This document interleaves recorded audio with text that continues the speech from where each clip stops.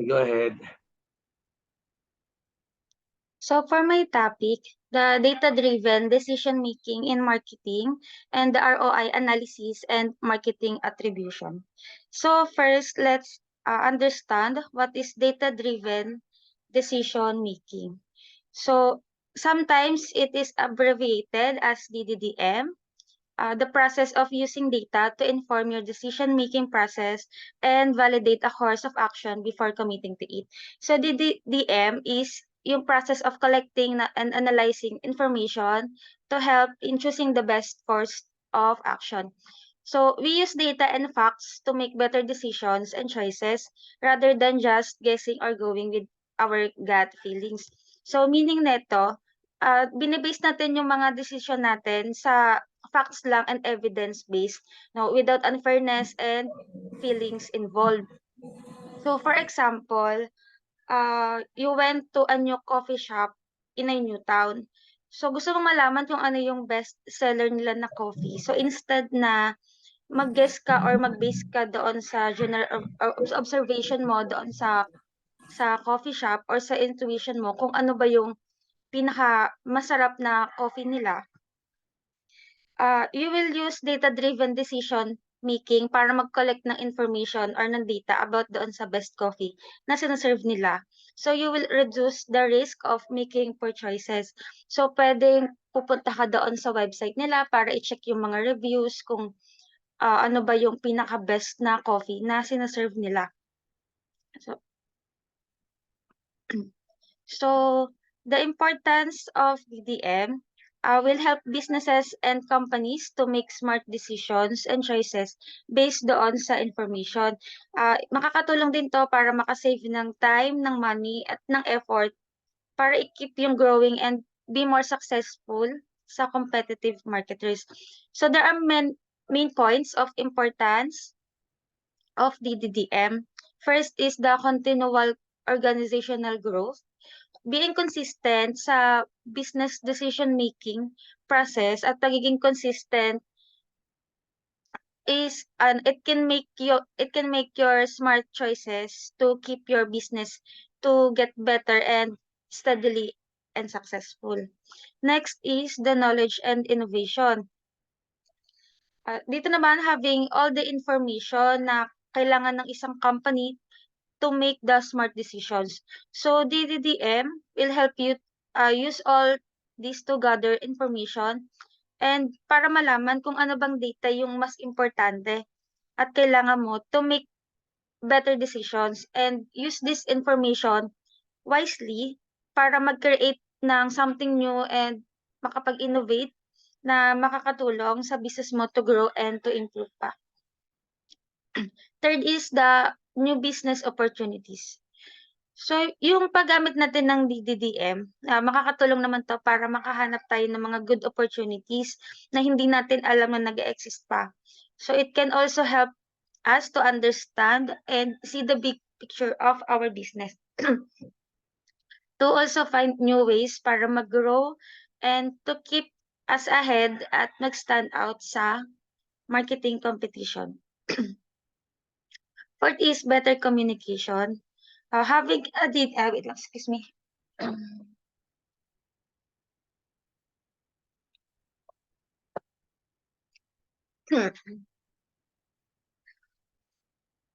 Having a DDM mindset is like being a great leader na alam kung ano ba yung knowledge at ng business na kailangan. So lahat ng knowledge ng business para ma-improve pa yung whole team.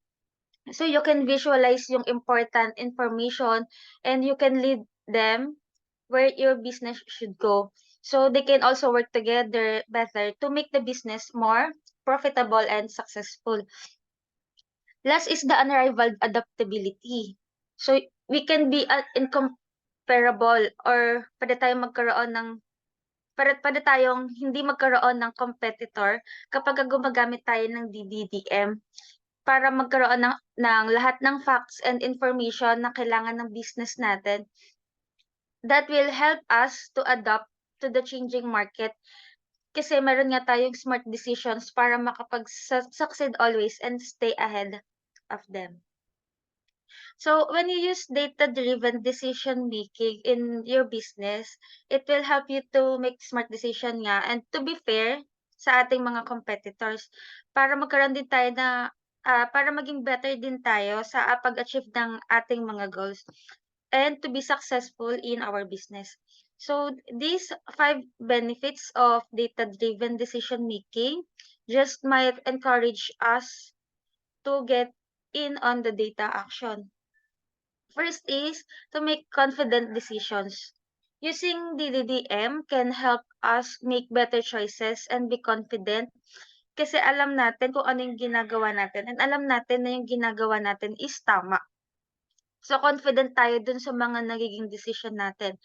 So if we use data-driven in decision making, we can highlight all important informations and we can feel confident in our decisions, which will help us to obtain our goals.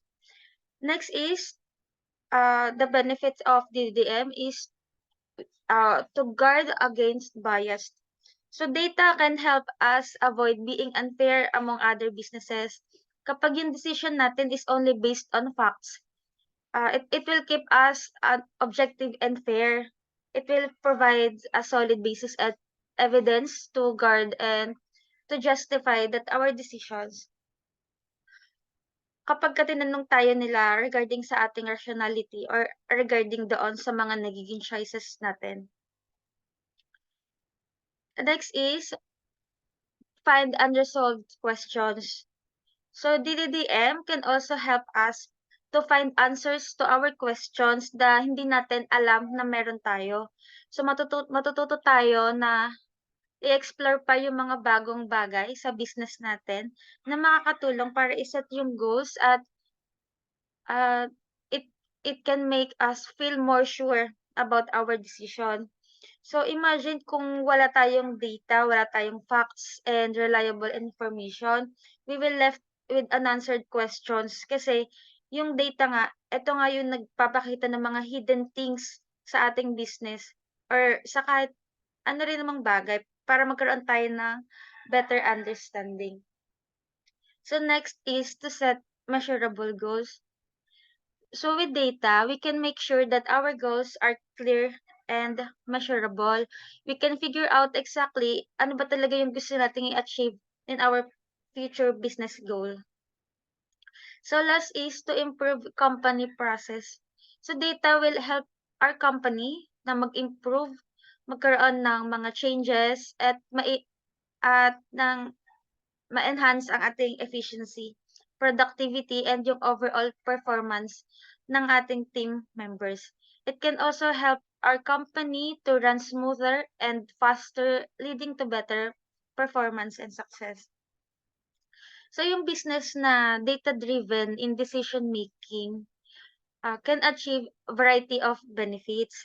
Ito yung it includes yung improvement ng market understanding. It can also reduce yung expenses natin. It also increase yung customer loyalty, profits, and maraming strategies para sa effective pricing ng mga products. But what are the characteristics of data-driven companies? How do these companies organize their business model to enhance their information's value? So let's understand the key characteristics that a company has. So first, they understand data very well. No? They know where data came from, what is its quality, etc. So it means na yung company really understand their data. They know everything about it, yung history, the quality, the reliability, etc. So they also stimulate the ongoing sharing of information and collaboration. So mga companies, na-encourage nila yung team nila para mag-share pa ng mga information. So magkakaroon ng collaboration, ng ng brainstorming para ma-ensure na yung lahat, everyone has the right data to work together. Next is, they keep their data clean. Kapag meron ka ng right information na kailangan mo sa sa business, you want to make sure that your data is clean and well kept, properly recorded, and there are no mistakes. Next is they have the right set of tools and skills, no? To understand different types of data, to make smart business decisions and predictions of what might happen in the future. Next is they work with real-time insights, or they examine the data that's happening right now or in the actual time. Next is they pay serious attention to data collection tools and processes. So they care naman dito about their data collections. Nagiging cautious sila about how they gather data. They also constantly update and improve their skill sets. So they keep on learning and getting better in their skills. So hindi sila nagsi-stay lang doon sa kung ano yung knowledge na meron sila ngayon. So they will regularly update and improve pa yung skill sets pa nila. So there are also data-driven businesses are able to apply the insights in a manner that supports business goals. So they use the learnings that they have to help them to succeed in their business goals. So companies use data and information to make smart choices and decisions about everything in their business. To apply this data-driven decision-making process, companies should transform their data into practical actions. So our next slide is the steps that can guide us to make better decisions during data analysis. So first, we have to know our vision. So our vision is what are your target objectives, no? So we need to understand first kung ano ba yung business goals natin and ano ba talaga yung gusto nating i-achieve in the future or yung problem na gusto nating i-solve para matulungan tayo na i-process at ma-determine kung ano bang information yung kailangan natin na i-form in a certain level of clarity of our business goals to support also our objectives. Next is we have to find data sources. So once we know our goal, we will now find the inputs and collect data na i-guide tayo sa data analysis to improve processes and yung strategies sa pag-achieve natin ng goal. So we have to decide which kind of data sources we want to use. We have to check what data that we already have and what data we want to know more about that relates to our business goals or the problem. So we will consider using both internal and external data to get a complete picture kung ano ba yung nangyayari at kung ano pa yung pwede nating mag-gather na data that will lead us to make better decisions for our business. So we can use our business internal data or all the information na meron tayo within the business. The things that are within and inside our business, like yung sales records, yung purchase history ng ating customer, yung cash flow reports, yung pagpasok ng pera sa business natin, and yung productivity ng employees at yung product availability. So makikita naman yon sa inventory ng ating business. So sa in external data naman, ito naman yung mga information that is outside our company, about our competitors' product and prices. Ano ba yung ginagawa nila? Sino ba yung mga customers nila? Ano ba yung mga technologies na ginagamit nila? So we can also get customer feedback, reviews, and ratings, and yung mga opinions na in-express nila sa social media and other data sources that a business can use depending on the decision they want to make. Next is to organize your data.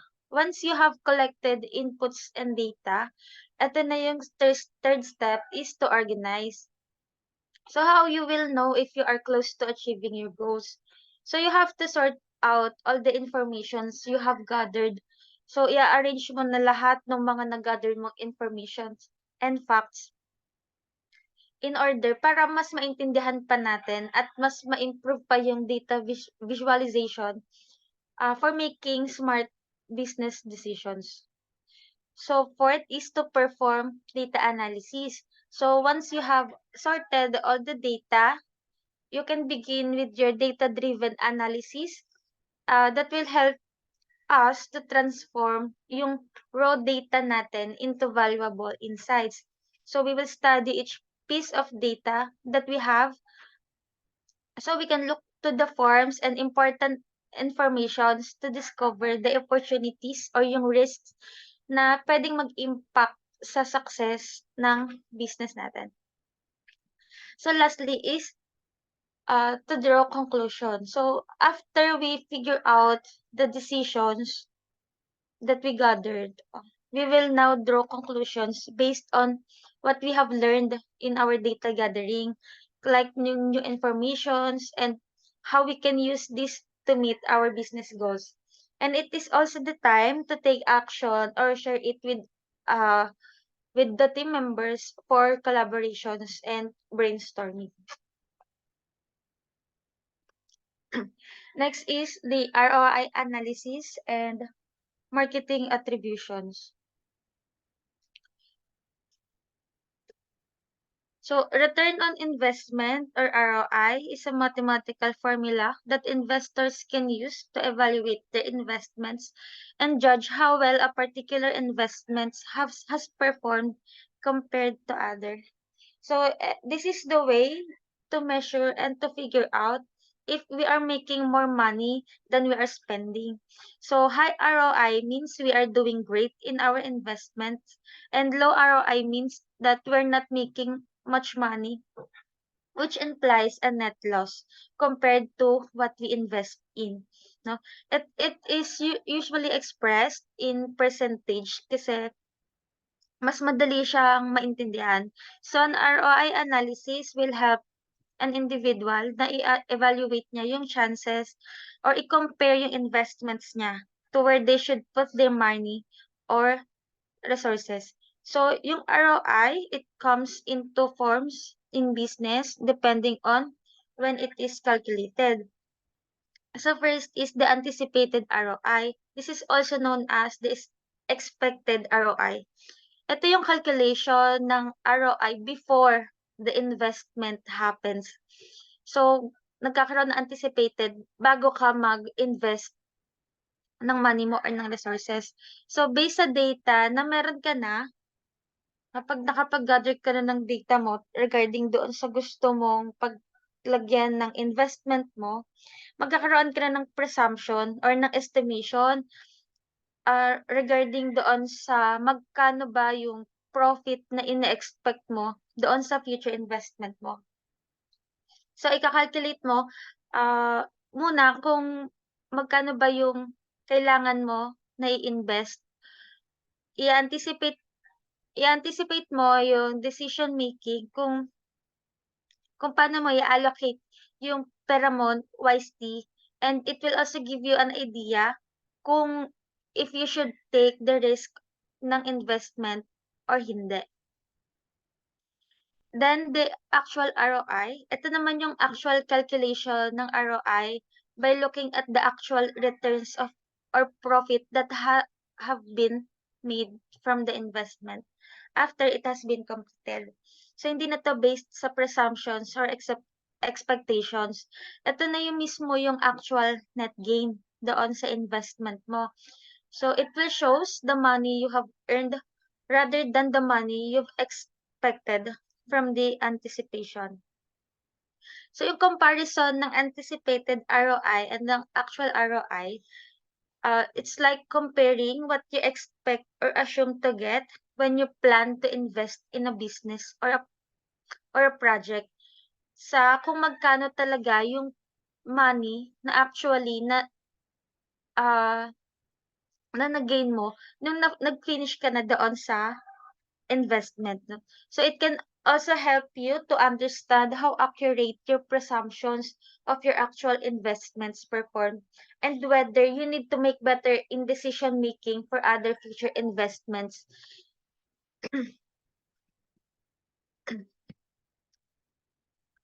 So it is also important that we know how to interpret an ROI to figure out if our investment has been profitable or we made losses. So to understand the ROI, we have to consider and to keep few things in mind. First is the positive ROI, means that you have gained from your investment. So if your ROI is positive, it means that you have gained from your investment. So this is a good sign. So if your ROI is negative, it means that you have lost money from your investment. So this is a bad sign. Third is zero ROI, means that you didn't gain or lose money from the investments. So this is neither good or bad, but to think about it, it is essential to consider kasi yung pera nga natin, uh, bumalik lang siya kung paano natin siya ininvest. So parang hindi naman nag-grow yung pera natin and nag-aksaya tayo ng oras. We need to consider gaano ba ka-risky yung pag-i-invest and how long it will take for our investments to gain profit, and what alternative investments or opportunities we have to create a positive ROI return. So finally, if we can interpret the ROI, we can now calculate it. So the calculation is easy to interpret and not that complicated. So there are few methods to calculate the ROI, but this is the most commonly used. This is the ROI. It equals the net income, the total earnings from your investment, less the cost of investments, less the initial cost or how much money you have invested. Or in business, ito yung total revenue less ng lahat ng expenses divided by the cost of investment. Ito yung initial investment or initial capital of in business projects plus the additional expenses for maintenance and operational costs multiplied by 100 to convert the result to a percentage for easy understanding. So let's have an example to better understand the computation. So let's say you are considering a franchise from 7-Eleven store. Here are some of our assumptions. So our initial capital is 3 million. This is the franchise fee of 7-Eleven. The operational cost of 5 million to set up the store. So our anticipated annual profit is 800,000. Ito yung average profit naman ng well-managed store depending sa influence factors. So to compute it, 800,000 yung anticipated annual profit natin divided by sa 8 million yung initial capital plus yung operational cost times 100. So ang ROI natin is 10%. So based doon sa assumption, yung anticipated return sa investment sa 7-Eleven store is 10% annually. So if we assume that this annual profit remains the same over those years, kung 10% lang annually yung magiging ROI natin, it would take approximately 10 years para i-achieve natin yung ROI natin na 8 million investment, no? This is just based on our predictions and assumptions before the investment. Then yung actual ROI naman may vary depending doon sa influence factors nga na pwedeng makaapekto sa investment natin, like yung market conditions, yung location saan natin nilagay yung 7-Eleven store natin, and yung mga unforeseen costs. That's why it is important na magkaroon tayo ng data-driven in decision making bago tayo mag-invest para makatulong na maunawaan pa natin gaano ba ka-accurate yung presumptions ng investment natin doon sa actual investment at para ma-avoid yung mga risks ng money losses as well as ma-align yung decisions natin to our financial goals, whether we should invest sa 7-Eleven or consider natin na mag-invest pa sa other businesses. So what are the benefits of ROI? Generally easy to calculate. So few figures are needed to complete the calculation. Kasi nakita nga natin, divide lang naman siya sa kapag multiply, no? Which should be available sa financial statements at sa balance sheets, no? So it is a simple calculation and hindi naman nagre-require ng complex mathematical knowledge. So yun nga makikita natin yun sa pag-subtract lang ng mga expenses natin doon sa profit ta's i-di-divide lang naman natin yun sa initial input ta's i-mu-multiply natin siya sa 100 para ma-convert yun sa percentage. So comparative analysis capability, because of its widespread use and its ease of calculation, more comparisons can be made for investments returns between organizations. So, makakatulong naman to para i-compare natin yung different business investments and opportunities para ma-determine kung ano bang opportunity yung best to invest. Measurement of profitability. So ROI relates to net income for investments made in a specific business unit. This provides a better measure of profitability by company or team. So makakatulong naman to para magkaroon tayo ng informed decision kung saan ba natin dapat i-allocate yung resources or yung pera natin. It will also provide us a focused assessment dun sa financial success ng particular investment natin.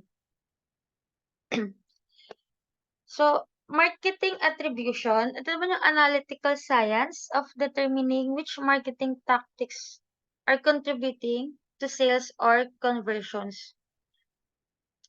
So, marketing attribution, dito naman yung pag-distribute ng resources and ng efforts and kung anong channel ba yung nagko-contribute ng most sale and ng most efficient to maximize and yung process na ma-identify natin kung ano bang strategy sa marketing yung magko-contribute dun sa desired business outcome natin. So it will help business to understand which channel or marketing tactics are most effective to their ROI. So using attribution in marketing will help us para ma-determine kung paano natin i-reach yung mga customers natin. So ito yung mga channels and tactics na ginagamit ng mga businesses to make more purchases and sales. So, marketers use multiple channels katulad ng social media, advertisements, mga in-store marketing materials, and more. So, to reach and influence yung mga customers. So, important ang marketing attribution kasi makakatulong to sa businesses to make informed, efficient, and effective marketing decisions, to save money from marketing advertisements and activities, and makapag-focus kung saang channel ba ang nag-work best to make profits that will lead to improvement of ROI. So the benefits of marketing attribution. Marketing attribution offers a range of benefits to businesses like optimized marketing spend. It will allow the marketers to spend their money and resources wisely. If they have to promote their product, alam nila kung ano bang channel yung dapat nilang gamitin, kung saan nila dapat i-allocate yung budget nila. So, they can reduce or avoid wasteful spending or money losses. Next is the increased ROI. So, effective attribution gives information kung ano bang marketing effort yung nagwo-work best that will lead to an increased ROI.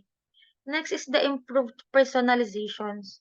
So, attribution can also help marketers to personalize their future marketing tactics and the right timing kung saan or paano nila dapat i-target yung mga customers. So, improved product development. So, effective attribution can also give us the data and yung right channel about how we can improve our product that aligns with what our customers needs and wants. It can also be our reference for our to the features or value of the product that our customer are looking for. Optimized creativity. It will also allow the marketers to be effective in different creative strategies and advertisements to see what the best marketing tactics will engage the customers the most.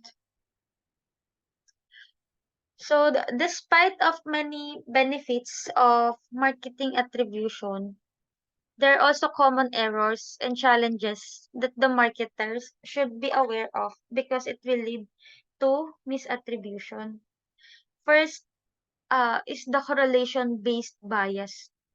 So marketers should avoid correlation-based bias because it occurs when two channels or advertisements occur at the same time or are related in the same way. So marketers pwede silang mistakenly conclude or i-point out kung ano ba yung totoong reason behind dun sa success ng marketing channel nila to another kasi nga correlated to each other. For example, meron kang renovations sa retail store mo. So, you make it more cozy and Instagrammable place. So, ina-assume mo na dahil dito sa pag-renovate mo, doon ka nag-increase ng sales. But at the same time, nag-launch ka ng new advertisement for your product sa social media. And maybe this might be the reason for your increased sales, hindi yung renovation. So, nagkakaroon doon ng correlation-based bias kasi nga nagko-conclude ka, nagkakamali ka sa conclusion mo. No? Hindi mo napapansin na kaya ka pala nagkaroon ng increased sales is because meron kang isang tactic na ginawa bukod doon sa pag-renovate ng store mo. So next is the in-market bias. It can make marketers mistaken on what kind of marketing strategy really helps their business to increase sales. So marketers should not ignore their other efforts and focus on a particular strategy or in channel that they use that made a sale. So for example, nag-increase ng sales kasi nga nag-launch ka ng new advertisement sa social media. So, in-assume mo na dahil dito, nag-increase ka ng sales, no? Pero in reality, yung customers mo, gusto naman na talaga nila mag-purchase tong product mo. Kahit hindi nila nakita yung advertisement mo. Pero dahil nga ah, doon sa gumawa ka pa ng social media advertisement, so na-trigger na yung buying decision nila para mag-purchase nun. Pero hindi naman talaga yun yung main reason kung bakit sila nag-purchase. So, sa in-market bias, hindi natin dapat i-ignore yung mga other efforts na ginagawa natin sa business natin. So, meaning nito, porket bumili sila dahil nag-advertise ka sa social media, 'wag natin i-ignore yung ibang factors na nakapagpa-increase din naman ng sales natin. So, puwede pa rin natin ituloy yung pagkakaroon natin ng advertisement sa physical store, yung pagre-renovate natin 'no, and yung pamimigay natin ng mga flyers, et cetera. Digital signal bias. This occurs when marketers only trace their sales digitally. So, kino-consider na lang nila kung ano yung nangyayari sa online store nila and hindi na nila kino-consider kung ano ba yung mga pangangailangan o yung nangyayari sa physical store. So, doon naman nagkakaroon ng bias. For example, meron kang more sales and purchases sa physical store mo and you think na dahil ito sa online store ads mo, na hindi nagwo-work. Kasi kung nagwo-work 'yon, iisipin mo na dapat yung mga customer mo mas marami silang in-order online instead sa physical store.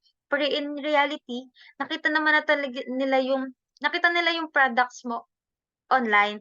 So, dun sila natuto na meron palang ganitong products kasi nga nagkaroon ka ng online advertisement. It just happens na gusto lang naman din nila makita personally yung product bago sila mag-purchase. Brand and behavior.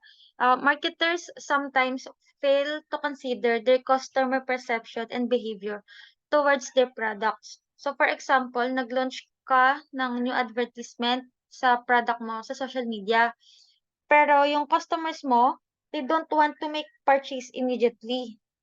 Ayaw nilang maging impulsive buyer. So after a few months, nag-promote ka ng event regarding dun sa product mo na it make excitement doon sa customers mo. So they decided to attend. So in that event, they make purchases of your product. So marketers mistakes the attribution by only considering the last touch point, which is the promotion of an event that gives all the credit for the success of increased sales. Pero na-miss nila yung long-term impact nung brand perception na binuilt na nila over the years. Like yung other previous touch points nila, like yung advertisement nila sa social media, in-store advertisement nila, that also shape the perception and behavior of the customer toward their products. So, etong mga biases na 'to, it can mislead marketers on the actual reasons for how different marketing attributions contributed to the increased sales of their businesses. So, etong mga mistakes na 'to, it can lead to several problems like yung inaccurate assessment ng business success, spending more money on the wrong marketing channel, and yung pag-ignore sa other channels or other tactics na more effective, which will also lead to wasted efforts and budget. So these mistakes happen based on how the information is collected and examined by the marketers. So to avoid these challenges and mistakes, marketers should use a reasonable and accurate attribution model para ma-determine kung ano bang marketing strategy and channels yung most effective in attributing the success to the marketing efforts. So, enabling them to create a smart decision and invest their money and resource properly. So, what is marketing attribution model? So, attribution modeling, this is a framework for analyzing which touch points or marketing channels should receive credit for a conversion.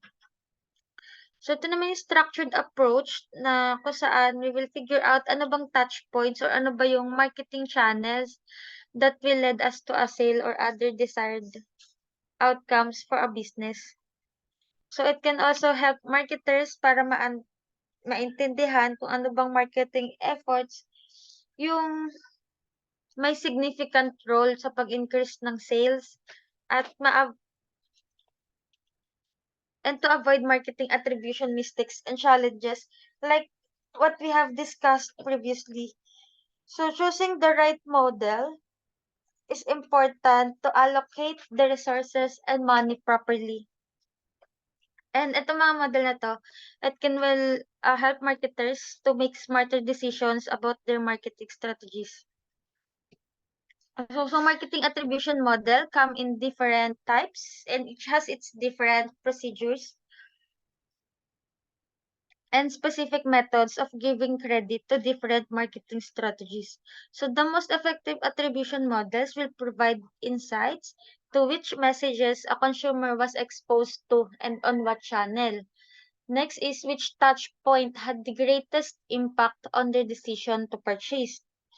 The role brand perception played in the decision to convert, the role of message sequencing, which messaging gets the best results from each consumers, and the impact of external factors. Example, how gas prices affect car sales. So, marketing attribution model falls into two main categories: the single touch point and the single touch attribution and multi-touch attribution. So each of these categories has several essential models that offers many perspectives. So single touch point attribution model, it means that only one specific marketing strategy or channel can get the credit for increased sales in the business. So it is either yung first touch attribution na ginawa ng customer or yung last attribution. So what do we mean by the first touch point? Ito yung marketing attribution model na binibigay yung lahat ng credit ng sales doon sa first marketing effort na in-interact ng customer. So kapag yung customer, ang first interaction niya is doon sa ad na ni-launch mo sa social media. So ito yung una nilang kinlik in social media para matutunan nila yung product mo and then eventually made purchases. So lahat ng credit ng sales will be fully given doon sa ad na yon or doon sa first touch points na yon regardless doon sa other marketing strategy na ginawa mo. So itong model na to, it assumes na yung first touch has the most significant role na nag-impact doon sa decision making ng customer para mag-purchase ng product. Next is the last touch attribution. Dito naman, in contrast sa first touch model, all the credit of sales will be given to the last touch or yung last marketing effort na in-interact ni customer bago siya magkaroon ng purchasing decision. So, kung yung customer naman nakita niya yung product in market promotions, on the websites, tapos nakita niya pa yon sa Facebook ad, tapos dun lang siya nagkaroon ng purchase. So, it means na regardless doon sa mga previous marketing strategies na ginagawa mo and yung mga efforts na ginagawa mo para i-market yung product mo, lahat ng credit ng sales mabibigay doon sa last touch points, which is yung ads sa social media. So, etong model na to, ina-assume naman dito na yung final touch ang most significant sa pag-impact ng decision making ng customer to purchase your product. So, but sometimes relying only on these methods doesn't consider the whole story of how a customer ends up with the buying decision. So, marketers should also avoid depending alone on these methods. So, the next attribution is the multi-touch. So, unlike the single touch point, itong model naman na to is generally accurate kasi nga they consider the whole story of a customer's buying decisions. Meaning, timitingin sila sa different marketing strategies. Instead, nag-focus lang sila sa one specific method.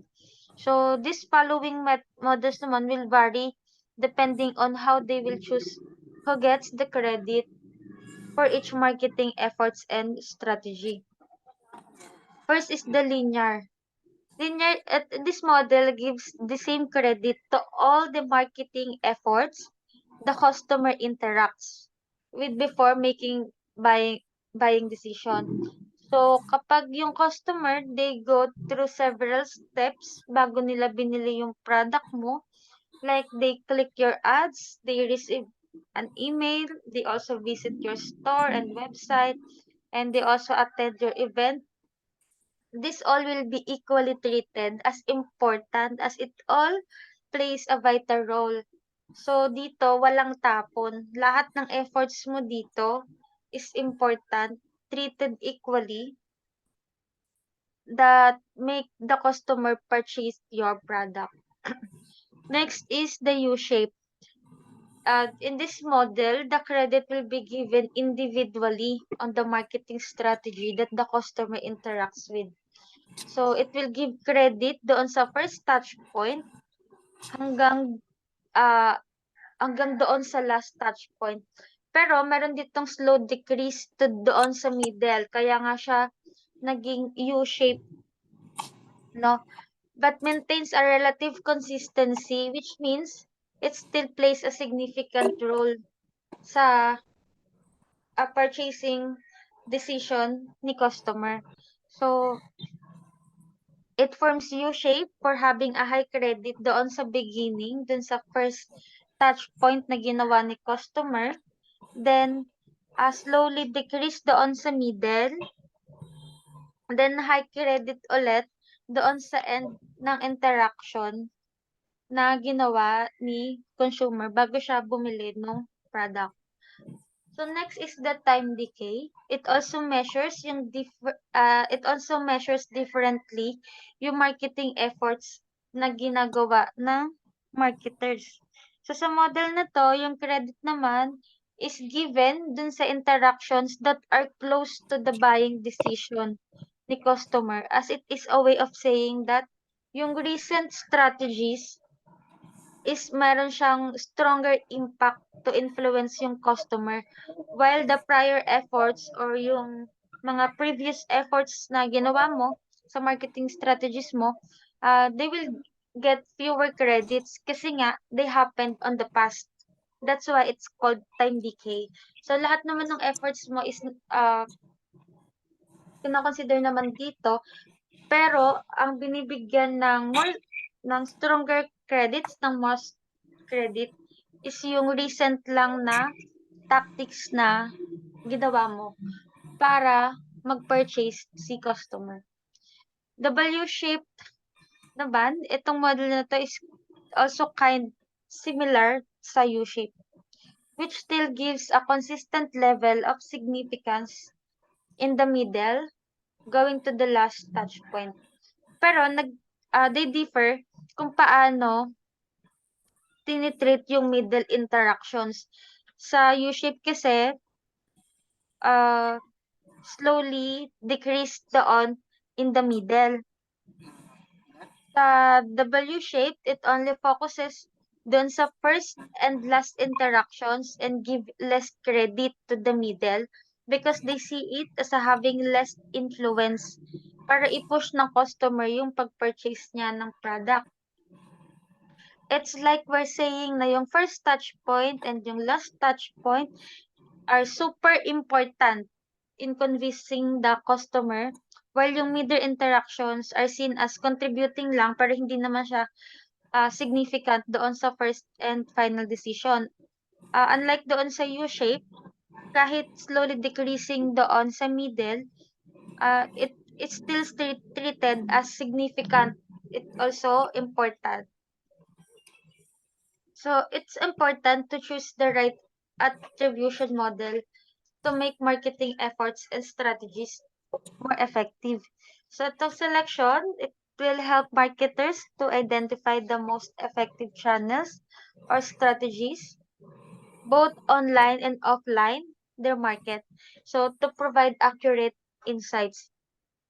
It will also help them to make smart decisions, ultimately leading to improved results and the achievement of desired goals and outcomes. So, in conclusion, these all topics are all essentials because they give importance using to make smart decisions, especially in marketing. So, it will help businesses to choose yung most effective strategies and yung channels that they have to choose to make more money. So, this approaches reduces the chances of making decisions based lang doon sa feelings and doon sa assumptions. But also, it encourages the opportunities for product development and adaptation in a changing market. So getting credit, the right through proper attribution can also help the businesses to spend their money wisely and find new ways to stay ahead in a competition. Pero it is also important na maging aware tayo sa potential biases ni attribution models para i-ensure natin na yung assessment ng business success natin ay accurate and yung mga resources ay ina-allocate natin efficiently. So being data-driven also means that we can save money in marketing. We can make our strategies work better and we can also come up with creative ideas. So all of which contributing to influence yung business ROI natin positively to avoid having negative ROI and zero ROI. Mainit po. So whether we will invest or uh, whether we will invest, we will make market money, or we will have marketing or overall business strategy. So yung paggamit ng data-driven decision making is reliable guide natin to make a wise decision and for in the success of our business. So that's all for my report. Thank you.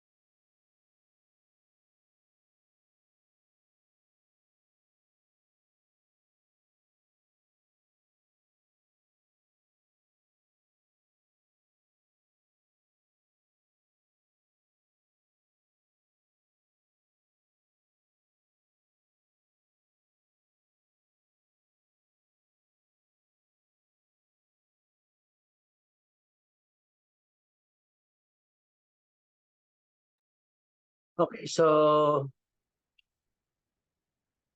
once the data has been gathered, no, it is crucial to discern any discernible trends, no, utilizing them to inform data-centric decision-making process and enhance the efficacy of the marketing approach.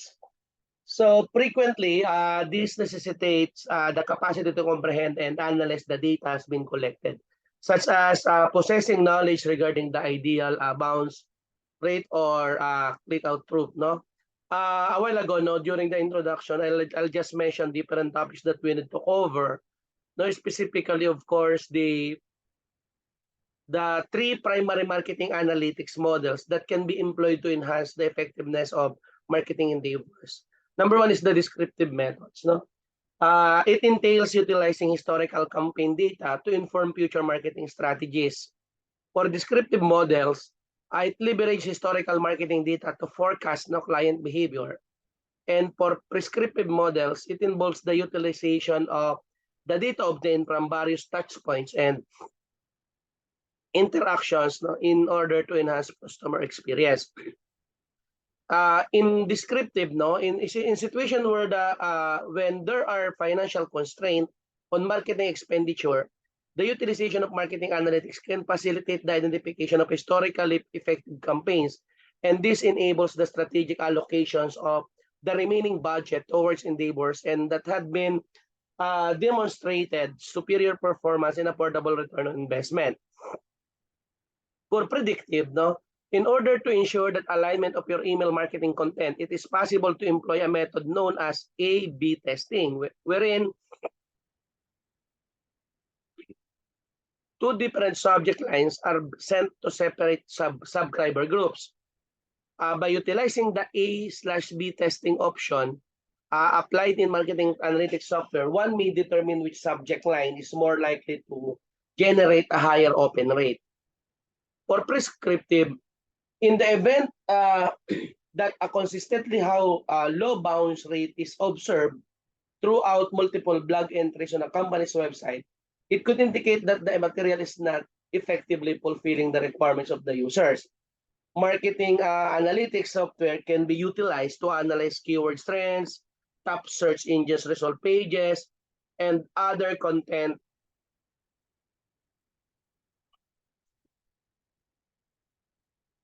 of course,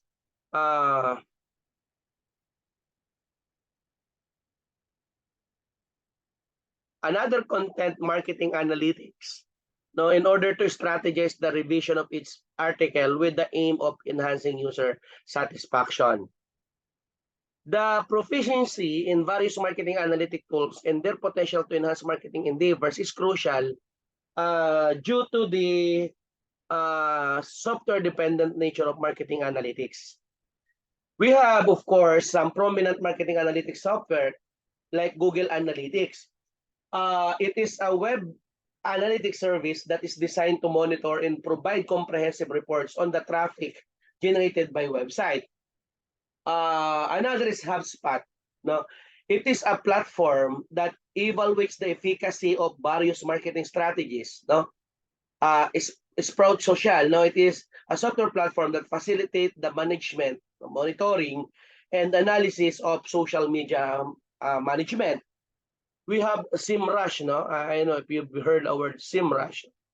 SEMrush, of course, is the tool utilized for monitoring and evaluation of content marketing endeavors. We had Brandwatch. No, it is a data analytics platform that identifies emerging patterns, no, collects valuable consumer perspectives, and monitor the effectiveness of marketing campaigns. Another, of course, is the Salesforce. No? The objective of this Salesforce, no, is to analyze the performance of marketing campaigns across various channels with the Salesforce platform. Gaining proficiency in the aforementioned marketing analytics tools will facilitate the acquisition of essential competencies for handling marketing data and generating actionable insights, no? Hence, enabling individuals to enhance the effectiveness of their team or organization. additionally, no, it may be advantageous to refine the different proficiencies as we have the potential to enhance our performance in the field of marketing analytics, no? Like building dashboard using marketing analytics, software to track and display data. No? We have sales forecasting, we have branding, conducting marketing research, project management, cleaning data, and A/B testing. The utilization of data to support marketing decision enable firms to mitigate uncertainties and reduce dependence on anecdotal evidence. The practice empowers marketing teams to make well-informed business decisions and enhance customer relationship management. No? There are some additional advantages like it get a complete view of all marketing activities, it gain a better understanding of their customers, you can refine your marketing strategies and able to predict the success of future marketing campaigns. Marketing data analytics tools and techniques encompass the approaches and software solutions employed for purpose of gathering, manipulating, scrutinizing, and extracting valuable insights from data pertaining to marketing activities. And these technologies facilitate marketers in making well-informed decisions, optimizing campaigns, and enhancing the overall effectiveness of marketing strategies. As I mentioned, we have data collection and preparation, data visualization and reporting, descriptive analytics. When it comes to descriptive analytics, we could able naman to use the Excel, SPSS, Python, Pandas, and R programming. For data collection and preparation, we have Google Analytics, Tag Managers, Customer Relationship Management, or system or yung CRM. For data visualization and reporting, we have Tableau, we have Power BI, Google Data Studio. For predictive analytics, we had R and Python. We have IBM SPSS Modeler and SAS. For A and B testing and experimentation, we have Optimizely, we have Google Optimize, and we have also BWO or Visual Website Optimizer. For customer segmentation analysis, we have customer analytics platforms. We have Google Analytics segmentation. For social media and web analytics, we have social media analytics tools, and we have, of course, web scraping tools. For marketing automation attribution, we have marketing automation platform and attribution models. I know if you've heard also the text and sentiment analysis. We have the natural language processing libraries, and we have social mention. For geographic analysis, we have, of course, the geographic information system tools. We have also marketing mix modeling tools. We have Google Analytics 360 for customer analytics platforms. We have Adobe Analytics. For data warehousing, we had Amazon Redshift, Google BigQuery. We have ETL, yung extract, transform, load tools. And for the data privacy and compliance tools, we have data management platforms and cookie consent tools. For machine learning and AI tools, we have AutoML platforms, and we had deep learning frameworks. Class, these tools and strategies provide marketers with the ability to utilize data, extract significant insights, and make well-informed decisions that enhance marketing effectiveness and contribute to the success of an organization. The selection of tools is contingent upon various aspects, including the requirements of the organization, financial resources, and level of technology proficiency. Okay? Actually, we have also a predictive modeling. Predictive modeling is a statistical and data analysis methodology that leverages historical and contemporaneous data to generate forecasts pertaining to forthcoming events and trends. It is a widely employed technique in the field of marketing, wherein it is utilized to anticipate the project customer behaviors, preferences, and trends. Under the predictive modeling process, generally encompass the subsequent stages. Una muna, syempre, you need to collect data. Then you need to pre-processing of data. You need to select feature or feature selection, model selection, training model, evaluation model, tuning model, and prediction. The utilization of predictive modeling in marketing tactics boosts the ability of firms to anticipate client behaviors and adapt their methods accordingly. This in turn leads to enhanced customer engagement, increased conversion rates, and improved resource allocation. We have, of course, customer segmentation, no? Kasi baka later on there's somebody who are proposing your capstone or thesis na related sa marketing analytics, no? Then tapos sabi, hindi namin na-discuss sa marketing yan eh. Okay? Customer segmentation is the process of customer segmentation entails the categorization of organization client base into discrete cluster, which are determined by common attributes, behaviors, inclinations, or requirements. This enables marketers to develop focus and individualized marketing strategies for every segment. So segmentation plays a crucial role in guaranteeing the marketing endeavors effectively connect with distinct groups, so resulting in more engagement and improved customers. Typical segmentation criteria encompass several factors such as demographics, psychographics, purchasing history, geographic location, and engagement level. Kawalan ako ng boses. We have, of course, data-driven decision-making in marketing. We had the benefits actually of the data-driven decision-making in marketing is to ensure the accuracy, better insights, targeted campaigns, cost efficiency. It could improve ROI, as our presenter mentioned, the adaptability and competitive advantage. But there are certain challenges, for data-driven decision-making, like data quality, data integration, privacy and ethics, and complexity.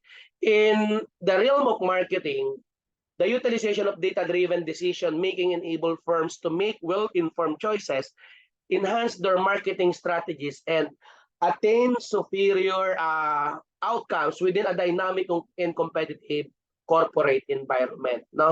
When it comes to ROI analysis, or ROI, return on investment analysis in marketing, it is a quantitative evaluation of the effectiveness and profitability of marketing campaigns or incentives. It measures the return generated from the resources invested in marketing activities, because ROI is calculated as the ratio of the net profit generated from a campaign to the cost of that campaign, expressed as a percentage. ROI analysis helps marketers assess the impact of their efforts, allocated resources effectively, and make informed decisions regarding future marketing events. So the key components of ROI analysis in marketing is the net profit, cost of investment, attribution, benchmarking, and benchmarking. Now, when it comes to market and others, when it comes to marketing attribution, it refers to the systematic methods of allocating credit to different touch points or marketing channels that have a role in influencing a customer decisions to engage in a specific actions, such as completing a purchase. Attribution model plays a crucial role in the marketing field by facilitating allocation of credit of various touch points. And this process aids in the evaluation of each channels. Effectiveness enables marketers to optimize their marketing endeavors.